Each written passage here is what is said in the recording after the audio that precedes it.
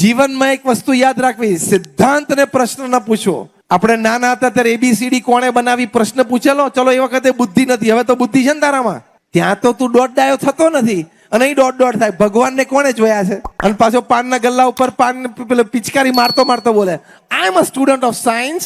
Student of science શું? તું 3 trial તો BSc થયો છું. અને તું જેની થિયરી ભણીને BSc થયો, આર્કિમિડીઝ, પાસ્કલ, ન્યૂટન, આલ્બર્ટ આઇન્સ્ટીન, આ બધા મહાન વૈજ્ઞાનિકો જેને 200 થી વધારે રિસર્ચ કરીને ડિસ્કવરીઝ અને ઇન્વેન્શન્સ આપી છે, એ બધાએ ભગવાનમાં કઈ કક્ષાની શ્રદ્ધા રાખી છે ખબર છે? એ તો તને ખબર નથી. અને એ જ વૈજ્ઞાનિકોની 2 થિયરી ભણીને પાનના ગલે પિચકારી, I don't believe in God. તારું કેટેગરી જ નથી, તારી કોઈ લાયકાત જ નથી આ વાક્ય બોલવાની, કારણ કે તું BSc પાછો 3 ટ્રાયલે થયો છે.